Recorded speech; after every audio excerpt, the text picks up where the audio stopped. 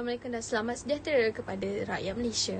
Hari ini kita bersama lagi dalam Buletin Utama Kanak-Kanak. Saya selaku pembaca berita pada hari ini iaitu Ifa Zulaiha binti Ahmad bernombor matrik D1910320 yang akan menyampaikan atau mengulaskan 5 cerita berkaitan penderaan terhadap kanak-kanak yang hangat menjadi perbualan topik Marhain Malaysia pada hari ini. Baiklah, isu pertama yang akan dikupas adalah berkenaan dengan kanak-kanak yang berumur 6 tahun sempat salam ibunya sebelum jatuh daripada rumah flat. Kejadian tersebut berlaku di Kuala Terengganu dan melibatkan seorang kanak-kanak yang bernama Muhammad Aryan Difa Danish Muhammad Azizul. Kanak-kanak tersebut telah terjatuh daripada tingkat 15 daripada kediamannya di flat Ladang Gemilang 1 pada hari ini. Kejadian berlaku kira-kira pukul 4 petang. Mangsa yang bernama Muhammad Aryan Difa Danish Muhammad Azizul dikatakan terjatuh daripada tingkat di ruang tamu ketika tinggal bersendirian di rumah. Ibu kepada mangsa yang bernama Nurul Amelia Ali yang berumur 34 tahun telah berkata ataupun telah mengatakan bahawa mangsa ditinggalkan seketika di rumah kerana tidur manakala dia bersama anak bongsu yang berusia 4 tahun keluar membeli barang di kedai yang berdekatan dengan tempat kediamannya. Kejadian tersebut tanpa disedari telah berlaku semasa dalam perjalanan pulang ke rumah selepas dihubungi suaminya Muhammad Azizul Muhammad yang berumur 35 tahun yang sedang melakukan kerja di daerah Dungun. Puan Emilia telah mendapat sebuah panggilan daripada tuan rumah dan meminta balik segera kerana terdapat seorang kanak-kanak telah terjatuh daripada flat bangunan tersebut dan orang ramai telah berkumpul ketika itu. Puan Emilia tidak menyangka bahawa mangsa yang terkujuk kaku itu adalah anaknya. Dia merasakan sesuatu sewaktu pagi semasa Puan Emilia sedang berkemas rumah bahawa anaknya Danish telah tiba-tiba menghulurkan tangan untuk bersalaman dengannya sebelum berpisah. Menurut Puan Nur Emilia telah berkata bahawa pemeriksaan di rumah mendapati terdapat satu cermin tingkap yang dicabut dan diletakkan di atas sofa. Katanya anak ketiganya tidak pernah melakukan perbuatan sebegitu sebelum ini.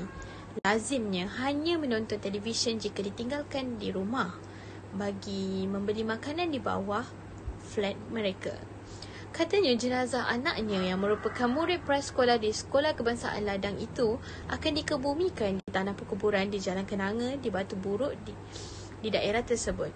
Sementara itu, Ketua Jabatan Siasatan Jenayah Negeri iaitu Asisten Komisioner Muhammad Marzuki Muhammad Mohtar ketika dihubungi mengesahkan kejadian tersebut. Sekarang kita beralih kepada isu yang kedua iaitu suspek rogol kanak-kanak yang berumur 8 tahun telah dapat ditahan oleh pihak polis. Suspek adalah seorang lelaki yang merupakan berusia 25 tahun.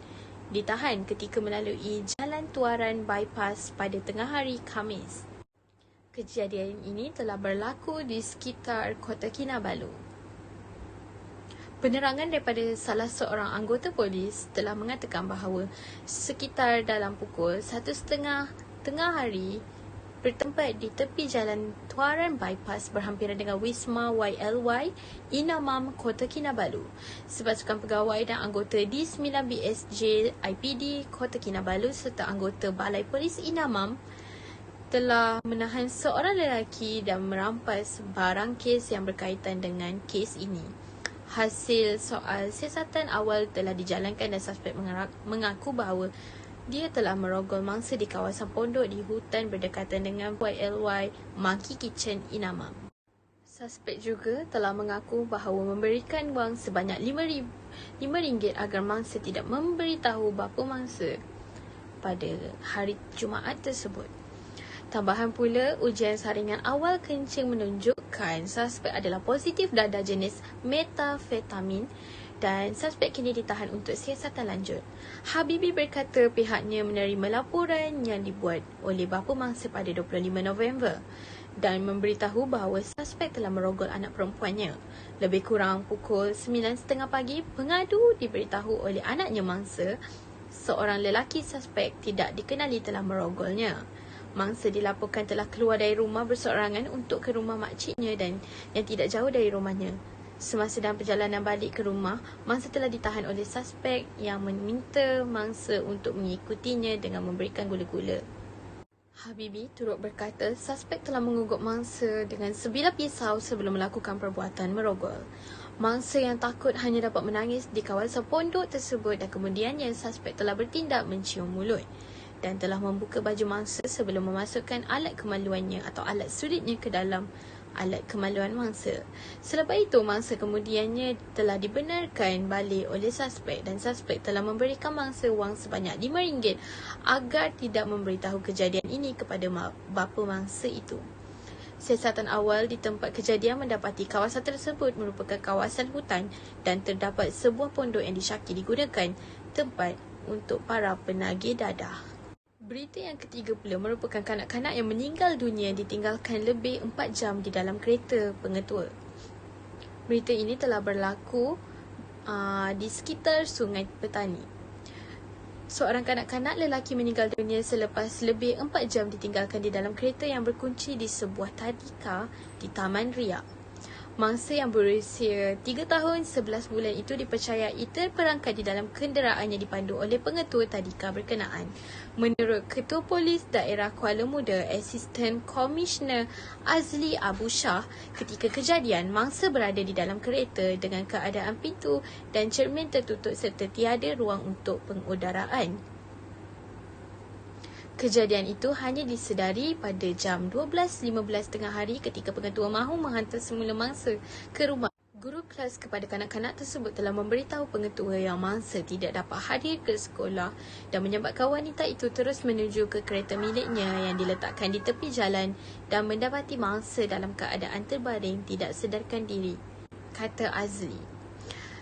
Penerangan daripada Azli juga, pengetua terbabit terus menghubungi ambulan dan turut melakukan bantuan pernafasan iaitu CPR terhadap mangsa namun mangsa tidak menyedarkan diri. Beliau berkata mangsa kemudian dibawa ke hospital dengan ambulan dan hasil pemeriksaan doktor mendapati mangsa sudah meninggal dunia sebaik tiba di hospital dan tiada kecederaan di luaran. Menurut Azli lagi, mangsa sudah hampir setahun dihantar ke tadika berkenaan untuk dijaga pengasuh di situ.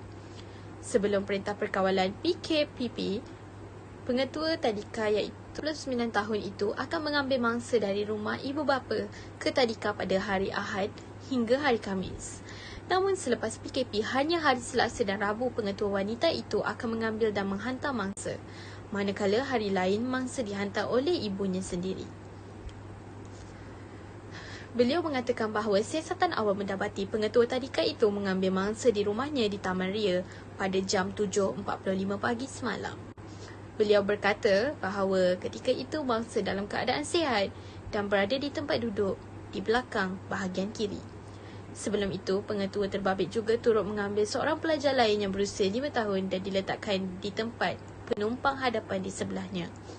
Namun setibanya di tadika, seorang guru kemudian mengambil pelajar yang berada di bahagian hadapan dan terus masuk ke dalam tadika, manakala pengetua juga parking kereta di luar tadika dan mematikan enjin keretanya. Berikutan dengan isu ini akan disiasat mengikut Seksyen 31 dalam kurungan 1 dalam kurungan A Akta Kanak-Kanak 2001. Seterusnya, isu yang keempat yang akan diulas adalah berkaitan kanak-kanak 4 tahun maut dipercayai didera. Kes dera bukanlah sesuatu kes yang patut kita pandang remeh pada zaman sekarang, kerana kes ini semakin berleluasa di Malaysia. Kira-kira kes ini berlaku di sekitar Kajang. Kanak-kanak lelaki yang berusia 4 tahun maut dipercayai menjadi mangsa dera di sebuah pangsapuri di Semenyih, daerah Kajang. Asisten Komisioner Muhammad Zaid Hassan berkata pihaknya menerima laporan berhubung kejadian itu daripada petugas Jabatan Kecemasan Hospital Kajang pada jam 1.20 tengah hari berhubung kematian mangsa. Petugas terbabit memberitahu mangsa dihantar ke hospital dalam keadaan tidak sedarkan diri oleh ibunya. Pemeriksaan lanjut, doktor mendapati mangsa mengalami kecederaan di kemaluan dan terdapat kesan lebam di beberapa bahagian badan.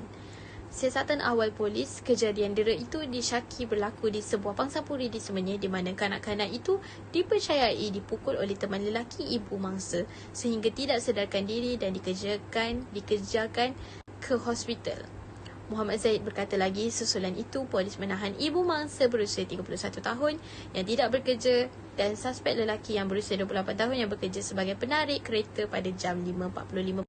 Kedua-dua mereka direman 6 hari bermula hari ini dan kes siasat mengikut Seksyen 302 Kanun Keseksaan. Bagi sesiapa yang mempunyai maklumat berhubung dengan kejadian tersebut boleh menghubungi dengan mana-mana balai yang berdekatan atau berhubung terus dengan pegawai penyiasat kes iaitu Assistant Superintendent Muhammad Faizal Amir. Akhir sekali, berita kita yang terakhir adalah melibatkan berita global di luar negara. Kanak-kanak 4 tahun diserang 5 ekor anjing jalanan yang berlaku di Arab Saudi. Seorang kanak-kanak berusia 4 tahun maut selepas diserang 5 ekor anjing jalanan di Arab Saudi. Kanak-kanak tersebut dikenali sebagai Syad dilaporkan diserang sebaik sahaja melangkah keluar daripada rumahnya di kawasan perumahan Al-Washaila menurut laporan daripada The Sun. Ibu mangsa berkata selepas terdengar anaknya menjerit, dia keluar dan melihat anaknya diserang anjing berkenaan sebelum meminta pertolongan. Beberapa orang telah berusaha dan berjaya menghalau anjing tersebut. Kanak-kanak tersebut telah dikejarkan ke hospital namun didapati meninggal dunia semasa menerima rawatan. Bapa saudara mangsa yang bernama Abdullah Hazam Al-Abdul Al-Salam memaklumkan keluarga mangsa sangat terkejut dengan kejadian tersebut menurut laporan daripada Gulf News.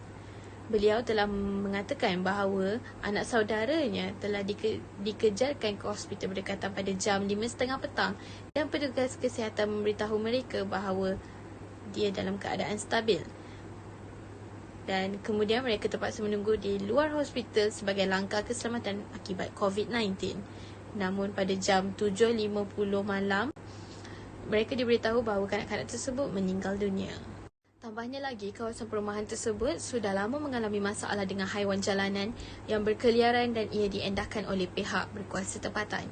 Dia turut menggesa kerajaan untuk membunuh anjing jalanan di kawasan tersebut yang sering dikunjungi orang ramai bersama anak-anak mereka pada hujung minggu. Insiden ini telah berlaku sekitar 12 Mac yang lepas di Al-Washaila yang terletak kira-kira 25 km di selatan Riyadh. Jenazah Syad telah dikebumikan di tanah perkuburan Al-Mansauria pada 14 Mac. Demikianlah 5 berita atau 5 isu yang telah dikupaskan pada hari ini. Jadi peringatan untuk semua para ibu bapa, hendaklah sentiasa memastikan anak-anak supaya dipantau pergerakan mereka.